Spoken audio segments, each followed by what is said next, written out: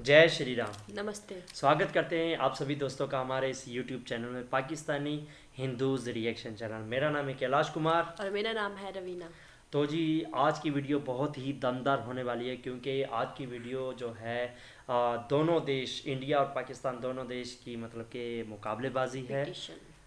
तो टाइटल आपके साथ शेयर कर देते हैं कि Indian kids speech parliament versus Pakistan kids speech in parliament.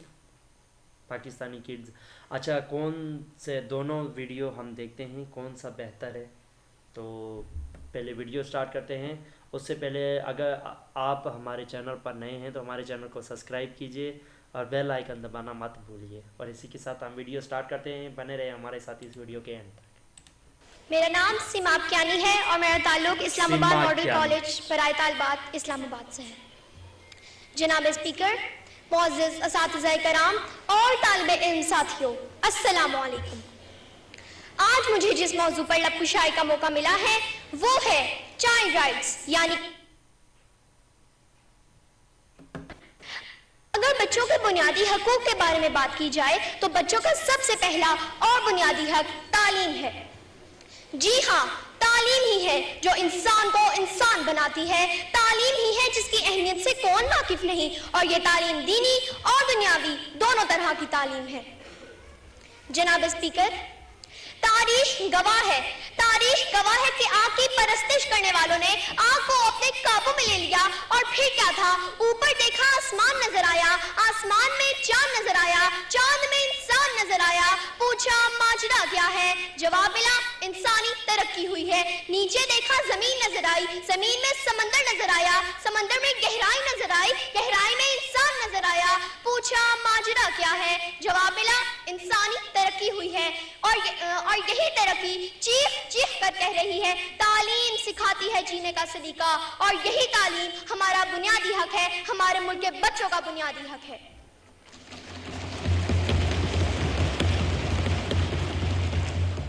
जनाब स्पीकर, कानून नाफिज करने वाले इदारों ने नो योर राइट्स के नाम से एक किताब पब्लिश की है जिसमें साफ साफ लिखा है कि एज अ पाकिस्तानी सिटीजन बच्चों का पैदाइश के साथ ही उनका पहला और बुनियादी हक तालीम है। और हमारा आईने पाकिस्तान आर्टिकल 25A के तहत जमानत देता है कि पाकिस्तान के हर बच्चे को 16 साल की उम्र तक मुफ्त तालीम दी जाएगी। मगर इसके बावजूद फिगर्स के मुताबिक बहुत अफसोस से कहना पड़ता है कि पाकिस्तान में अभी भी 2 करोड़ बच्चे स्कूलों से बाहर है, और इस बारे में हुकूमत को इक़दाम करने की जरूरत है।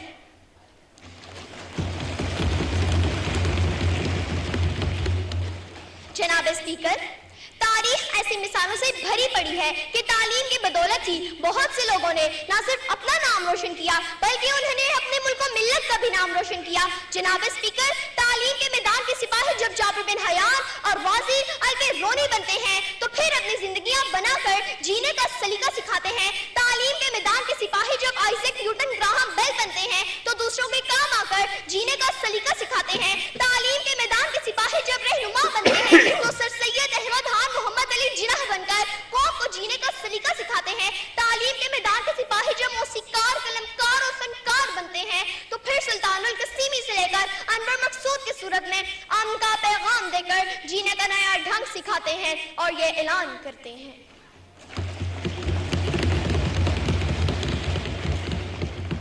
इल्म ने खूने रगे जा दिया और ना मरा, इल्म ने जहर का पैमाना पिया और ना मरा।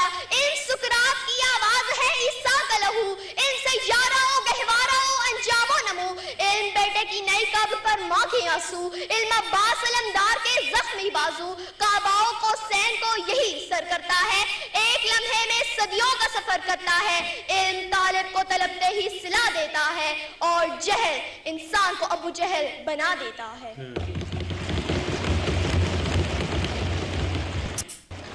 जनाब स्पीकर, कायद की पाकिस्तान का मकसद सिर्फ एक खित्ता अर्ज करने वाले तमाम अफराद के लिए एक आजाद मुमलिकत का हसूल था, चाहे उनका ताल्लुक किसी भी सूबे, नस्ल, मजहब या सिंध से हो। कायद की पाकिस्तान का मकसद इस खित्ता अर्ज के लोगों को इस्लाम के असूलों के मुताबिक आजादी के साथ अपनी जिंदगी गुजारने का मौका फराहम करना था, जहाँ मुसलमान अपनी तहजीब व तमद्दुन को जिंदा रख सकें और जहाँ इस्लामी तशख्खुस का किया जा सके। और कायम पाकिस्तान का मकसद तभी पूरा हो सकेगा जब पाकिस्तान का हर बच्चा पढ़ लिख कर अपने पांव पर खड़ा हो जाएगा। और ऐसा तभी मुमकिन होगा जब उसको उसका बुनियादी हक दिया जाएगा। तालीम की बदौलत ही हर बच्चे को ये पता चल सकेगा कि उसकी कोई मंजिल है, कोई नजरिया है, कोई नस्बुल ऐन है, कोई मकसद हयात है। जनाब स्पीकर, मैं अपनी तकरीर का इख्तिताम इस दुआ के साथ करती हूँ कि ऐ मेरे अल्लाह, हमारे मुल्क के बच्चों के दिलों में भी ऐसा ही नस्बुल ऐन और ऐसा ही मकसद हयात का जज्बा डाल दे कि हर बच्चा हमारी मिल्लत के मुकद्दर का सितारा बन जाए। इकबाल ने क्या खूब कहा है,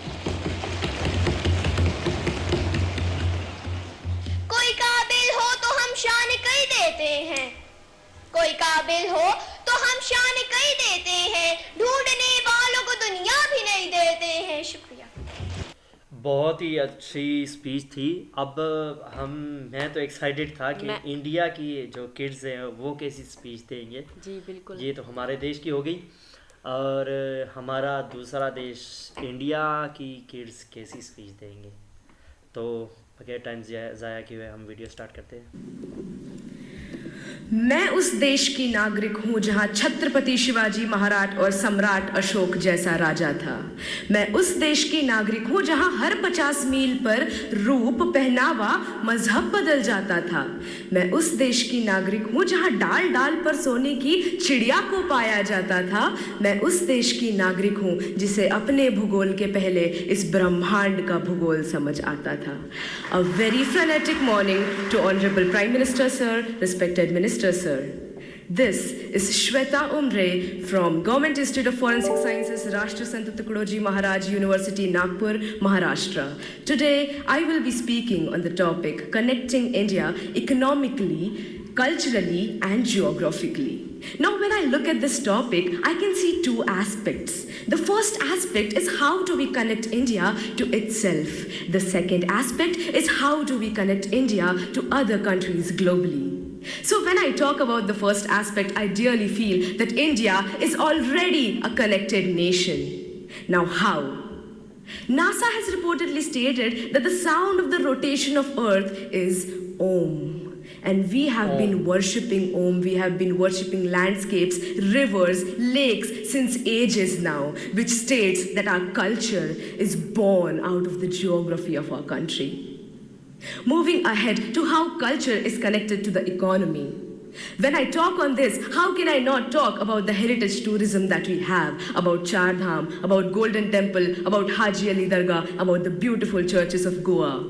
This heritage tourism generates revenue for our nation, and this revenue helps us build a better, a stronger economy. And that we have a stronger economy now, it is possible for us to reach to the portions of the country that are in the most remote areas.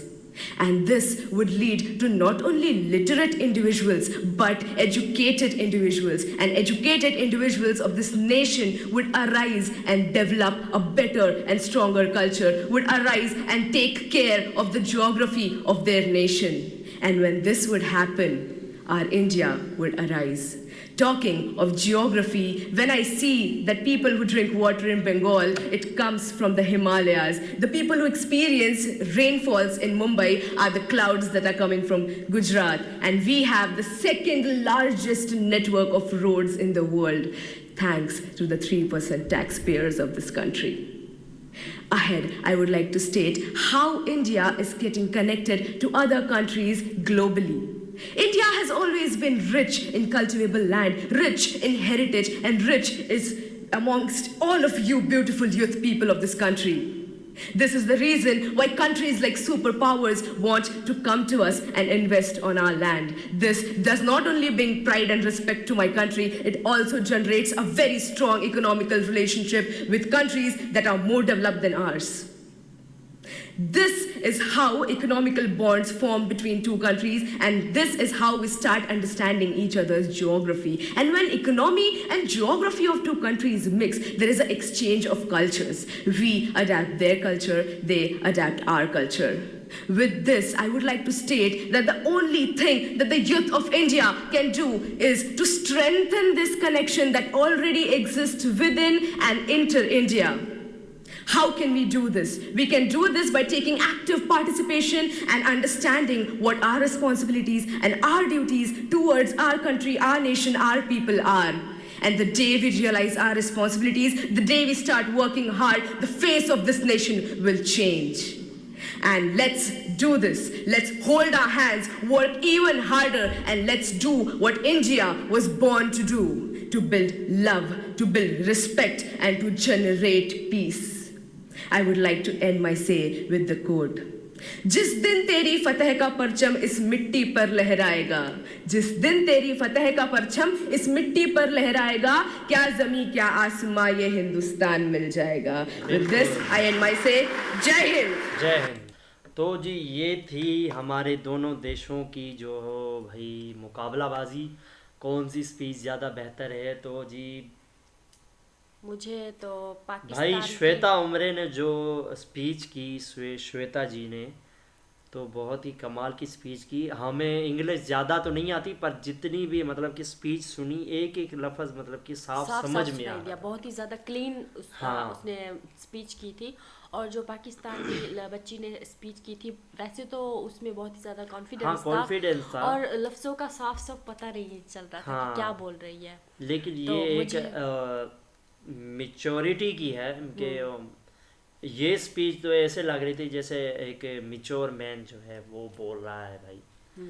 खैर वो तो छोटी सी एक बच्ची थी, ये उम्र का भी थोड़ा सा फ़र्क हो सकता है कि आवाज़ तो श्वेता जी की भी बहुत अच्छी थी. उस लड़की भी, पाकिस्तानी लड़की की भी अच्छी थी, लेकिन श्वेता जी की जो एक मतलब कि थोड़ी सी धैर्य से, एक ने मतलब कि तालीम के लिहाज से, इल्म के लिहाज से बच्चों की बात की, और श्वेता जी ने जो है अपने देश की बात की, भारत जैसे महान देश की तारीफ़ की जी.